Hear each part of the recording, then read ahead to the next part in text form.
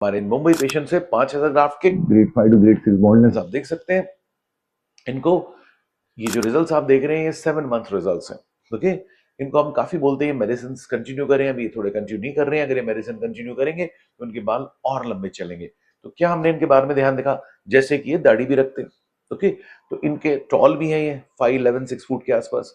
तो इनको हमने स्ट्रक्चर को देखा, जैगोमा कहाँ है, ये डिस्टेंस कितना है, ये डिस्टेंस कितना है, लेफ्ट राइट बैलेंस है कि नहीं, लेटरल कैंथस से एक लाइन ड्रॉ करी, फाइन। दो टेम्पल्स के बीच का डिस्टेंस कितना है, ग्लेबुला से लेके इधर का डिस्टेंस कितना है, मिड प्यूपल पॉइंट से लेके यहाँ का डिस्टेंस कितना है, जो टेम्पल पीक से लेके ट्रैगस का डिस्टेंस कितना है, तो यहाँ से डिस्टेंस, यहाँ से यहाँ डिस्टेंस। तो हमने सब मेजरमेंट्स किए, ओके, और एक ढांचा इनके लिए तैयार किया, ताकि ये ध्यान में रखिए ये कभी भी ना इससे बड़ा नहीं, इससे ये जो माथा है इससे छोटा नहीं हो सकता। माथा छोटा नहीं कर सकते 6 फुट आदमी का, आपकी स्किन की एज भी देखनी पड़ती है, राइट। सो जिस तरह से आपने देखा, हमने इनको एक स्ट्रक्चरिंग डिजाइन की, तो ये काफी अच्छे लग रहे हैं, आपके सामने है। और डेंसिटी देखिए, नेचुरलनेस देखिए। और ये थोड़ा लेफ्ट टू राइट कोम्बिंग करना चाहते थे, तो हमने इनके इस डायरेक्शन से बाल लगाए। क्यों, जैसे इवन शशि थरूर के इस तरह से, तो ये भी थोड़ा सा लेफ्ट टू राइट कोम करना चाहते थे। फिर 20 डिग्री, ऐसा नहीं, 20 डिग्री, फिर यहाँ 10 से 15 डिग्री, ऐसा नहीं, साइड्स में 5 डिग्री, खड़े खड़े बाल लगा दिए, चूहे वाले बाल आ जाएंगे, राइट। प्लस यहाँ आप कॉबल स्टोनिंग देख नहीं सकते, उठे हुए बाल नहीं, क्योंकि हमने ट्रिम किए ग्राफ को। आप पिटिंग भी नहीं देख सकते। और मोस्ट इंपॉर्टेंट, अगर हम सिंगल भी लगाते हैं तो भी डिटेक्ट हो जाते हैं। सबसे इंपॉर्टेंट है सॉफ्ट सिंगल हेयर। बहुत कम लोग जानते हैं, गर्दन के पास से निकालना है, आप छू के देखिए यहाँ पे, वो सॉफ्ट हेयर ना पंख के फेदर जैसे होते हैं।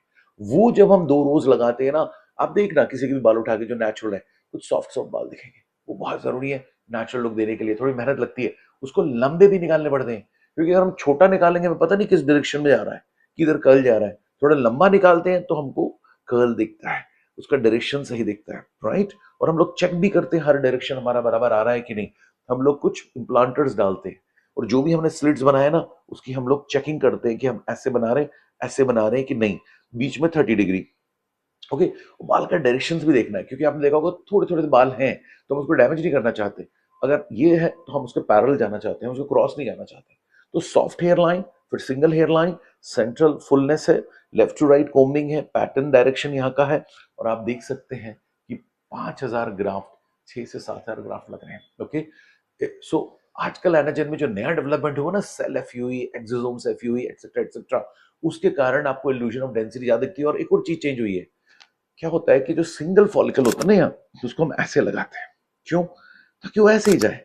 अगर मैंने ऐसा गड्ढा कर दिया, ऐसा नहीं, अगर ऐसा कर दिया, तो ये बाल कभी इधर जाएगा कभी इधर जाएगा, तो आड़ा तिरछा लगेगा ना। इसको हम कहते हैं सजाइटल स्लिट्स। लेकिन जब हम 2 3 4 फॉलिकल होते हैं, उसको ऐसा नहीं लगाएंगे बीच में।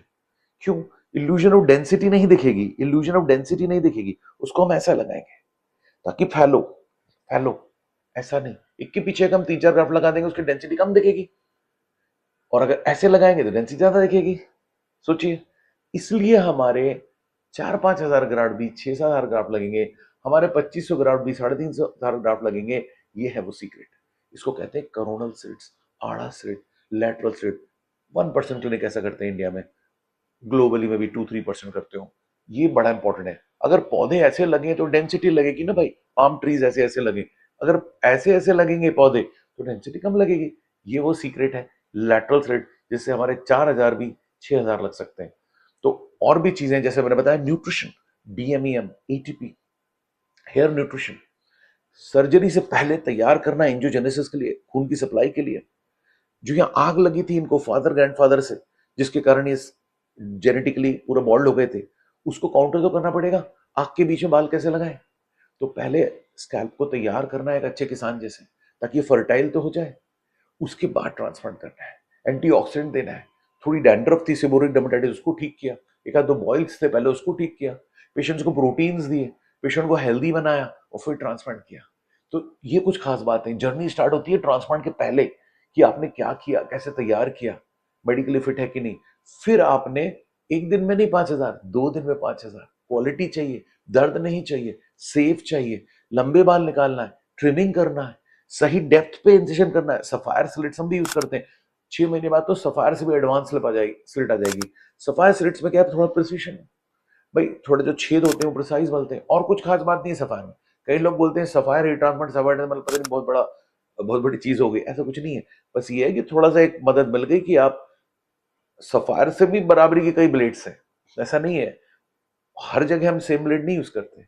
तो सफायर जस्ट सिंपल सी चीज है, 4,500 5,000 की ब्लेड आती है, तो उसमें कुछ मैजिक नहीं है। हाँ, कोई भी अच्छा डॉक्टर होगा, अब सफायर से सिर्फ स्लिट बनाने के काम आते हैं, खाली स्लिट बनाने से ग्रेट हेयर ट्रांसप्लांट नहीं हो जाएगा। स्लिट बनाना जरूरी है, सफायर डेफिनेटली हेल्प करेगा, फाइननेस करेगा, रिफाइनमेंट करेगा, लेकिन that is not the end of the story कि किसी ने बोला हम सफायर हेयर ट्रांसप्लांट करते हैं तो बेस्ट हेयर ट्रांसप्लांट, ऐसा नहीं है। सफायर सिर्फ एक 5% 10% काम करता है टू इम्प्रूव बेटर। सबसे इंपॉर्टेंट क्या है, बाल निकाला, बाल लगाया, सूखना नहीं चाहिए, ड्राई नहीं होना चाहिए। नंबर 2, बेंड नहीं होना चाहिए, लगाते वक्त एक लटक रहा है, बस के बाहर नहीं होना चाहिए, डैमेज नहीं होना चाहिए, सही डेप्थ पे जाना चाहिए।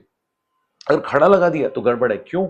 क्योंकि हम डीप चले गए तो खून की नलियां डिस्टर्ब हो गई, खून की नलियां डिस्टर्ब हो गई तो हिमोटोमा हो गया, ब्लड अंदर भर गया तो आपके रिजल्ट्स कम आ जाएगा। तो ये 20 डिग्री बड़ा क्रिटिकल है, ये 10-15 डिग्री बड़ा क्रिटिकल है। और हेयर ट्रांसप्लांट सिर्फ साइंस ही नहीं, आर्ट भी है। एक हेयर ट्रांसप्लांट सर्जन इल्यूशनिस्ट भी है, आर्टिस्ट भी है। उसको पता होना चाहिए कि मैं किस तरह का स्ट्रक्चर दूं, नेचुरलनेस कैसे लाऊं, और डेंसिटी का इल्यूजन कैसे अच्छी तरह दूं, ज्यादा से ग्राफ। तो भाई हेयर ट्रांसप्लांट बड़ा डिटेल प्रोसेस, अगर आप पैशन के साथ और आप शौक के साथ अगर करते हो तो। हम तो इस एज में पहुंच चुके हैं 56 कि अब शौक ही कर रहे हैं, कि अब we are not just after money any more, we have done good practice into huge practice. हम 35 पे रिटायर हो चुके थे, ओके। सो अभी तो हम passion, want to be one of the best, want to give great work. Of course कोई भी डॉक्टर नहीं बोल सकता सभी सक्सेस हो जाएंगे पेशेंट, 3 से 5% पेशेंट किसी के भी कम ज्यादा होंगे, आप उनको रीडू कर सकते हो, ओके। और आपको कभी टचअप भी देने पड़ते हैं, और बहुत इंपॉर्टेंट है कि पेशेंट मेडिसिन चालू रखे, बहुत इंपॉर्टेंट है पेशेंट थोड़ा स्ट्रेस फ्री रखे, स्मोकिंग वगैरह से दूर रहे। तो डॉक्टर का एक रोल है, 100% रोल नहीं है। सेफ्टी तो रखनी पड़ती है, मगर 0.01% रिस्क तो किसी भी चीज में। सो सेफ्टी के लिए हम अलग वीडियो बनाएंगे। सो आज हमने आपको मिलाया, ये हमारे मुंबई के पेशेंट है, इनका निकाह हुआ, कबूल कबूल कबूल हुआ। हम इनसे रिक्वेस्ट कर रहे हैं कि अपनी फैंसी के साथ आए और हमें बढ़िया से फोटोज दें, और अगेन रिक्वेस्ट कर रहे हैं मेडिसिन कंटिन्यू रखें, नहीं तो बाल गिर सकते हैं।